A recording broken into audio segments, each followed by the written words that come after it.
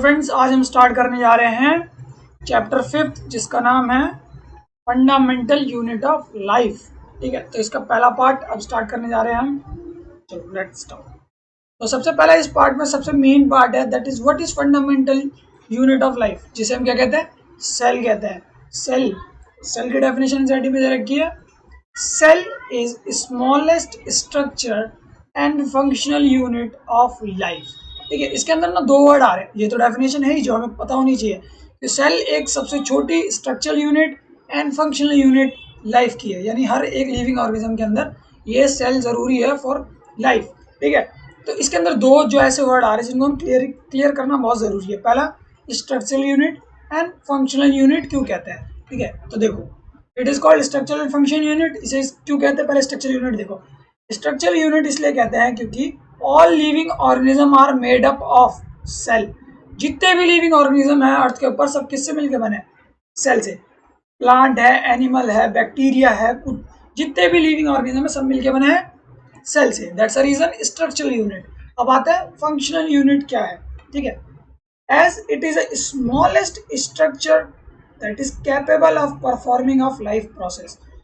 तो जितने भी लाइफ के अंदर ये लाइफ सेल, जितनी भी लिविंग सेल है उसके अंदर जितने भी प्रोसेस जो जिंदा रहने के लिए इम्पोर्टेंट है, ठीक है, जिंदा रहने के लिए इम्पोर्टेंट है, वो जितने भी फंक्शंस हम कह सकते हैं वो सेल परफॉर्म करती है। इसीलिए सेल को हम क्या बोलते हैं, फंक्शनल यूनिट, क्योंकि वो जितने भी फंक्शन है which required for a living organism, ठीक है, फॉर सर्वाइवल, जितने भी लिविंग ऑर्गेनिज्म उनके जीने के लिए प्रोसेस इंपॉर्टेंट होते हैं वो कौन परफॉर्म करती है, वो सेल ही परफॉर्म करती है। इसीलिए से हम फंक्शनल यूनिट भी कहते हैं। स्ट्रक्चर यूनिट क्लियर है ना, स्ट्रक्चर यूनिट क्यों कहते हैं, क्योंकि जितने भी लिविंग ऑर्गेनिज्म है अर्थ के ऊपर वो सबसे मिलके बने हुए हैं, सेल से मिलके बने हुए हैं। और फंक्शनल यूनिट क्या है, जितने भी फंक्शनल है जो कि लिविंग ऑर्गेनिज्म के लिए for its survival, for their survival important है, वो सेल परफॉर्म करती है। That's a reason it is a functional unit. तो आई थिंक सेल बिल्कुल क्लियर हो गया होगा सबको। चलो अब आगे चलते हैं। अब आता है discovery of the cell. Cell को डिस्कवर करा गया था, वो कैसे करा गया था, देखो यहाँ पे लिखा है द फर्स्ट डिस्कवरी वाज और बाय द रॉबर्ट हुक। इन्होंने डेड सेल डिस्कवर करा था। ठीक है, डेड सेल की डिस्कवरी किसने करी थी, या फिर हम कह सकते हैं सेल की डिस्कवरी रॉबर्ट हुक ने करी थी, और ये करी थी 1665 में करी गई थी। ठीक है, और ये जो सेल है ना, सेल जो वर्ड है एक लैटिन टर्म ओरिजिन है जिसको हम सेला बोलते हैं। दैट मीन्स स्मॉल रूम या फिर लिटिल रूम जो कि Honey com like structure, 6 column like structure, column sorry नहीं, हम बाउंड्री लाइक कह सकते हैं, वो होता है। ठीक है, ये इतना इंपॉर्टेंट नहीं है याद रखने के लिए, मैंने एक्स्ट्रा तरीक ऐसे बता दिया। बाकी तुम ये पढ़ लेना जो ग्रीन कर रखा है। येलो जो पार्ट है वो इतना इंपॉर्टेंट नहीं है, ग्रीन जो ये है उसको सिर्फ रीड आउट कर लेना। चलो आगे चलते हैं। अब जो अदर डिस्कवरीज हुई थी सेल के साथ साथ, अदर डिस्कवरीज हुई थी उनको देखते हैं। अब सेल के अंदर आता है न्यूक्लियस। ठीक है, अब न्यूक्लियस की डिस्कवरी करी थी रॉबर्ट ब्राउन ने। अब यहाँ पे ना कंफ्यूजन मत करना कि रॉबर्ट ब्राउन थे जो, उन्होंने क्या डिस्कवर करा था, उन्होंने डिस्कवर करा था न्यूक्लियस, और जो रॉबर्ट हुक थे उन्होंने डिस्कवर करी थी सेल। अब ये सेल और न्यूक्लियस एक बार क्लियर करो। देखो सेल के अंदर होता है nucleus which contain genetic material contain करता है, इसको हम कहते हैं न्यूक्लियस। तो न्यूक्लियस की डिस्कवरी करी थी रॉबर्ट ब्राउन ने, और जो सेल की डिस्कवरी थी वो रॉबर्ट हुक ने करी थी। ठीक है, चलो आगे देखते हैं। पुरकिन थे साइंटिस्ट, उन्होंने फ्लूइड सब्सटेंस करा था जो कि प्रोटोप्लाज्म होता है। साइटोप्लाज्म और न्यूक्लियोप्लाज्म को मिला के ही प्रोटोप्लाज्म बोलते हैं। ठीक है, अब आगे देखते हैं। अब आता है सेल थ्योरी। सेल थ्योरी जो दी गई थी, ठीक है, अब सेल थ्योरी मतलब था cell is a basic unit of life. ये जो थ्योरी थी ये किसने दी थी, इन्होंने दो साइंटिस्ट थे, एक का नाम था स्क्लेंडन और एक का था स्वान। ठीक है, ये जो थे ये जूलॉजिस्ट थे, इन्होंने एनिमल सेल पे काम करा था और इन्होंने प्लांट सेल पे काम करा था। इन्होंने यही बताया था कि all organism are made up of cells. ठीक है, and all organism are made up of cells, and जो सेल्स है वो स्पेसिफिक फंक्शन या ऑल लिविंग फंक्शन परफॉर्म करती हैं। ठीक है, अब आगे देखो और डिस्कवरीज देखते हैं।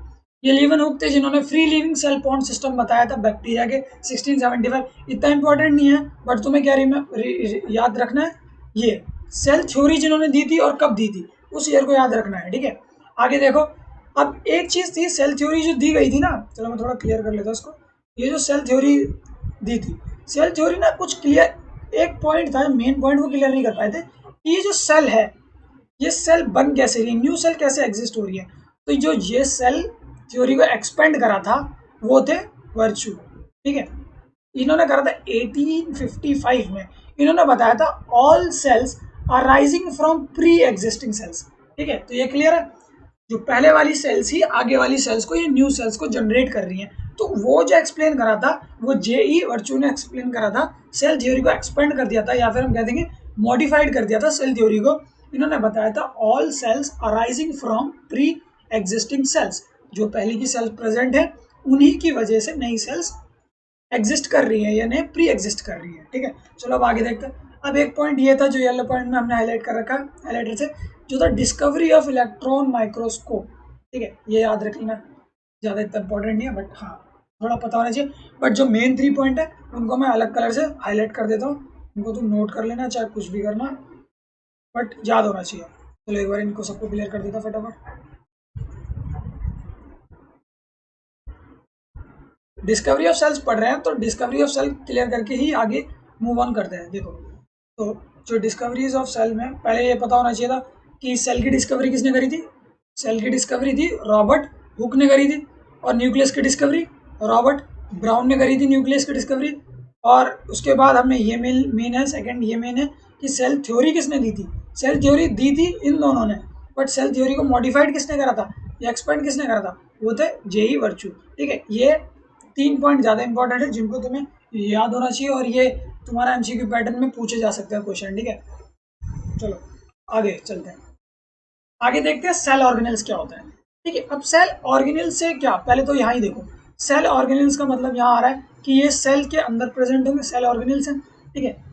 सेल ऑर्गेनेल्स यहाँ देखते हैं हम, पहले मैं तुमको डायग्राम दिखाता हूँ फिर बताता हूँ कैसे होता है। ये पूरी तो सेल है हमारे पास, ठीक है। ये न्यूक्लियस है उसका, ठीक है। न्यूक्लियस के बाहर ये जो पार्ट है इसको हम कहते हैं साइटोप्लाज्म। क्या बोलते हैं, साइटोप्लाज्म। और ये जो सेल ऑर्गेनेल होते हैं ये साइटोप्लाज्म के ही अंदर सस्पेंडेड होते हैं, ठीक है। अब सेल ऑर्गेनेल्स जो हैं ये इंपॉर्टेंट क्यों है, क्योंकि देखो जितने भी लाइफ प्रोसेस है या जो हम कह सकते हैं जो इम्पोर्टेंट प्रोसेस है too essential for living organism के लिए, जितने भी परफॉर्म किया कि एटीपी फॉर्मेशन हो गया, यानी एनर्जी फॉर्मेशन हो गया, प्रोटीन फॉर्मेशन हो गया, ठीक है, या पैकेजिंग हो गया कुछ, ठीक है। ये सारे जो फंक्शन है ये स्पेसिफिक फंक्शन है, और ये सेल ऑर्गेनेल ही करते हैं। तो चलो सेल ऑर्गेनेल की डेफिनेशन देखते हैं। सेल ऑर्गेनेल की definition, each cell has got certain basic components, ठीक है, within it known as cell organelle. So वही बताया ना कि सेल के अंदर ही कुछ ऐसे बेसिक कंपोनेंट होते हैं जो कि प्रेजेंट होते हैं, उन्हें हम सेल ऑर्गेनेल्स कहते हैं, ठीक है। आगे देखते हैं। अब देखो यहाँ दे रखा है each kind of cell organelle perform specific function. ये इंपॉर्टेंट है, ध्यान रखना। मैंने बताया ना एटीपी का फॉर्मेशन अलग ऑर्गेनेल करता है, प्रोटीन का फॉर्मेशन में अलग इन्वॉल्व होता है, पैकेजिंग में अलग। अब एटीपी हमें पता है माइटोकॉन्ड्रिया करता है ना, energy house of cell, the power house of cell, तो वो एटीपी हो गया। प्रोटीन में राइबोसोम आता है। तो ये जितने भी सेल ऑर्गेनेल हैं ये जितने भी सेल ऑर्गेनेल हैं ये स्पेसिफिक फंक्शन परफॉर्म करते हैं।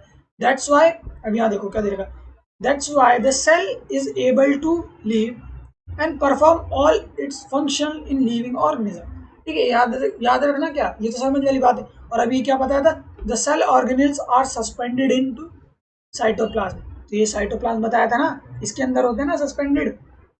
सेल ऑर्गेनेल समझ आ गया, सम बेसिक कंपोनेंट और certain components which present inside the cell organelle in the cytoplasm, और each cell organelle perform specific functions, ठीक है। जैसे बता दिए एग्जांपल था ATP formation, protein formation, packaging, ये सारी चीजें। सेल ऑर्गेनेल कंप्लीट है, आगे चलते हैं। अब आते हैं बेसिक कंपोनेंट ऑफ सेल। सो ये एक्चुअल में है क्या, सेल के बेसिक कंपोनेंट क्या है। सेल के बेसिक कंपोनेंट 3 है, ठीक है। पहला है प्लाज्मा मेम्ब्रेन, दूसरा न्यूक्लियस, तीसरा साइटोप्लाज्म।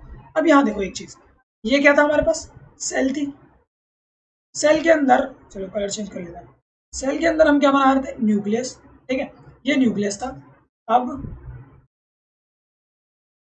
ये था, ये जो पार्ट सेल के ऊपर, सेल की बाउंड्री के बाहर होता है, ये होता है प्लाज्मा मेम्ब्रेन, ठीक है। इसे सेल मेम्ब्रेन भी बोलते हैं। क्या बोलते हैं, सेल मेम्ब्रेन भी बोलते हैं और प्लाज्मा मेम्ब्रेन बोलते हैं, ठीक है। अब एक चीज और होती है जिसे हम सेल वॉल बोलते हैं। वो क्या होती है, वो आउटर मोस्ट लेयर पे होती है, जो कि सिर्फ प्लांट्स में ही होती है, ठीक है, कुछ बैक्टीरिया में होती है, बट एनिमल में सेल वॉल एब्सेंट होती है। ठीक है, इसीलिए सेल वॉल को हमने क्या करा, बेसिक कंपोनेंट में नहीं लिया। बेसिक कंपोनेंट 3 होते हैं, cell, plasma membrane, nucleus and cytoplasm. तो आगे हम इसको आगे एक एक करके इनको क्लियर करेंगे, what is plasma membrane, nucleus और साइटोप्लाज्म। इनकी हम अलग से एक एक नहीं, मतलब कंपाइल करके वीडियो बनाएंगे। तो अभी तक के लिए इतना काफ़ी है। Till then thank you so much, and अब नेक्स्ट सेशन में बात करते हैं आगे। Okay bye.